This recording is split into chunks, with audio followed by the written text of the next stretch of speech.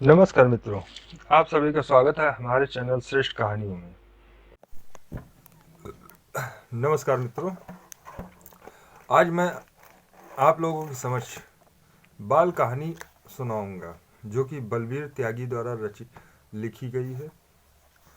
और आज मेरे मन में विचार आया है कि मुंशी प्रेमचंद की कहानियाँ बहुत पढ़ अभी तक हो गई हैं और आज एक बाल कहानी सुनाई जाए ताकि बच्चों का भी मन बहले और बड़े अपने बच्चों को यह कहानी सुना सकें। कहानी का शीर्षक है मारीच का न्याय। आइए शुरू करते हैं आज की कहानी, मारीच का न्याय। बात उस जमाने की है जब भारत में अंग्रेजी राज था। मारीच का न्याय अपने जिले के आसपास के जिलों तक में प्रसिद्ध था। वह कलेक्टर था। मारीच अंग्रेज था और उसका असली नाम विंस्टन मार्क्विस था, लेकिन लालन पालन एक भारतीय जाट परिवार में होने के कारण उसका नाम गांवों की परंपरा के अनुसार बिगड़कर मारीच हो गया था। एक बार मारीच का पिता अपनी पत्नी के साथ मसूरी घूमने जा रहा था। रास्ते में उसकी मां को प्रसव पीड़ा हुई और भैंसों के गांव तक पहुंचते पहुंचते पीड़ा इतनी बढ़ी कि उनके लिए वहां रुकना जरूरी हो गया। सड़क के किनारे राम सिंह जाट का मकान था। वहीं राम सिंह की पत्नी की देखरेख में विंस्टन का जन्म हुआ। दुर्भाग्यवश उसकी मां उसे जन्म देने के बाद सख्त बीमार हो गई और शहर से डॉक्टर आने तक चल बसी। राम सिंह के यहाँ कोई लड़का ना था। राम सिंह और उसकी पत्नी ने विंस्टन के पिता से बच्चे को लालन पालन की इच्छा प्रकट की। वह मान गया। इस प्रकार मारीच भारतीय अंग्रेज बन गया। मारीच की शिक्षा गांव में शुरू हुई। फिर वह अपने पिता के पास शहर चला गया। वहां उसने उच्च शिक्षा प्राप्त की। उन दिनों उसका पिता सिंचाई विभाग में बड़ा अफसर था। पढ़ लिख जाने के बाद मारीच भी अंग्रेजों की परंपरा के अनुसार कलेक्टर बन गया। पढ़ लिख जाने के बाद लेकिन वह अन्य अंग्रेजों की भांति भारतीयों को छोटा नहीं समझता था। वह इतना बड़ा अफसर हो जाने पर भी रामों को माँ और राम सिंह को पिता जी कहता था। गरीबों के लिए उसके दरवाजे हर समय खुले थे और उनके साथ न्याय करने की पूरी कोशिश करता था। एक बार की बात है, रंगपुर गांव जमींदार ने पटवारी से सांठगांठ कर मेला राम माली के बाग पर जबरदस्ती कब्जा कर लिया। माली बहुत गरीब था। उसकी जीविका का साधन केवल यह बाग था।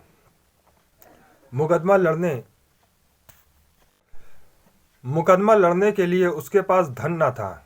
उसने गांव के सभी लोगों से बाग वापस दिलाने की प्रार्थना की, मगर जमींदार के खिलाफ मुंह खोलने की किसी में हिम्मत न थी।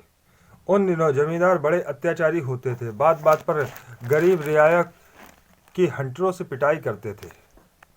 बेगार लेना अपना अधिकार मानते थे। जब माली की बात सुनने को कोई तैयार न हुआ तो वह बेचारा कुड़ता कलपता हुआ दूसरे गांव वालों के पास गया, किंतु वहां भी यही हाल हुआ। एक जमींदार दूसरे की हिमायत क्यों न करता। आज रंगपुर के जमींदार के साथ है तो कल उसके साथ भी वैसी ही स्थिति हो सकती है। अंत में मेला राम निराश होकर अपने गांव लौट रहा था। रास्ते में उसे एक ऐसा आदमी मिला जिसके बाप दादा की सारी जमीन जमींदार हड़प गया था और मारीच ने न्याय कर उसे उसकी जमीन वापस दिलाई थी। उसने मेलाराम को सलाह दी कि वह भी कलेक्टर साहब के सामने अपना दुखड़ा कहे, शायद इंसाफ हो सके। मेलाराम अपने घर न जाकर सीधा मारीच से मिलने शहर गया। उसने रो रो कर सारी कहानी मारीच को सुनाई। पूरी कहानी सुनने के बाद मारीच काफी देर तक गंभीरता से सोचता रहा। वह इस नतीजे पर पहुंचा कि सारी शरारत पटवारी की है, जिसने जमींदार से घूस लेकर बाग की काश्त उसके नाम लिख दी। मारीच ने माली को सतावना दी कि वह 4 दिन बाद गांव आकर स्वयं फैसला करेगा और उसके आने की बात वह किसी से न कहे तथा निश्चित समय पर बाग में पहुंच जाए। 4 दिन बाद मारीच घोड़े पर सवार होकर माली के गांव पहुंच गया। उसने अपने साथ आए सिपाहियों को इधर उधर छिपा दिया और किसी किसान से माली का बाग पूछ लिया। माली वहां पहले से मौजूद था।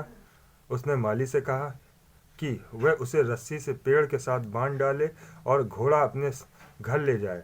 माली घबरा गया। अंग्रेजों से उस जमाने में वैसे ही लोग डरते थे। उसने हाथ जोड़कर कहा, सरकार, मैं आपको कैसे बांध सकता हूँ? घबराओ नहीं, तुम्हें कोई कुछ नहीं कहेगा। मारिच ने उसका हौसला बढ़ाते हुए कहा, अगर तुमने ऐसा ना किया तो बाघ नहीं मिलेगा। मेला राम ने कांपते हाथों मारिच को पेड़ से बांध दिया और घोड़ा लेकर अपने घर की ओर चल दिया। जब काफी दूर निकल गया तो मारिच ने शोर मचाया, बचाओ बचाओ। उसकी चीख पुकार सुनकर आसपास के खेतों में काम करते लोग काम छोड़कर बगीचे में दौड़े चले आए। वहां एक अंग्रेज को पेड़ से बंधा देख कर उनके रंग सफेद पड़ गए। न जाने अब गांव पर कौन आफत आए। मारिच उन्हें देखकर जोर से चिल्लाया, मुझे इस बाग के मालिक ने लूट लिया। मैं इस जिले का कलेक्टर हूँ। इस बाग के मालिक को सख्त से सख्त सजा दूंगा। आप लोग खड़े क्या देख रहे हैं? मुझे जल्दी खोलो ताकि वह कहीं भाग न जाए। मुझे उसका नाम बताओ। सब लोगों ने एक दूसरे का मुंह ताका। किसका नाम बताएं? अगर जमींदार का नाम लिया तो कलेक्टर साहब उसे कड़ी सजा देंगे, और फिर नाम बताने वाले की सहमत आई समझो। उनमें से एक को सूझा, क्यों ना मेलाराम माली का नाम बता दिया जाए। इससे जमींदार भी प्रसन्न होगा और अंग्रेज साहब को लुटेरा भी मिल जाएगा। शायद साहब खुश होकर कोई इनाम भी दे दें। कुछ दिन पहले माली मालिक था ही बाग का। बस एक ने माली का नाम लिया तो सभी ने उसको मालिक बताया। पेड़ से खोलने के बाद मारिच बोला, आप सब लोग गांव चलिए, वहां पर कार्रवाई की जाएगी। जमींदार की बैठक पर सारे गांव के लोग इकट्ठे हो गए। माली को भी बुलवा लिया गया। मारिच के सिपाही उसका घोड़ा माली के घर से ले आए। मेलाराम भय के मारे बुरी तरह कांप रहा था। जमींदार, कलेक्टर साहब और उसके सिपाहियों की आवभगत में भागा भागा फिर रहा था। वह मन ही मन खुश था कि अब खतरे की कोई बात नहीं। मेलाराम तो अब जेल में चक्की पीसेगा। सारे गांव ने गवाही में मेलाराम को बाग का मालिक बताया और साहब का घोड़ा भी उसके घर से बरामद हुआ। लेकिन जब मारिच ने फैसला सुनाया तो जमींदार सिर पकड़कर रह गया। बाग मेलाराम को दे दिया गया और पटवारी को खतौनी में गलत काश्त भरने के जुर्म में नौकरी से निकाल दिया गया। आशा करता हूँ आप सभी को ये कहानी पसंद आई होगी। जय हिंद, जय भारत। सुनते रहिए हमारे चैनल में, हमारे यूट्यूब चैनल में हिंदी की श्रेष्ठ कहानियाँ, सर्वश्रेष्ठ कहानियाँ।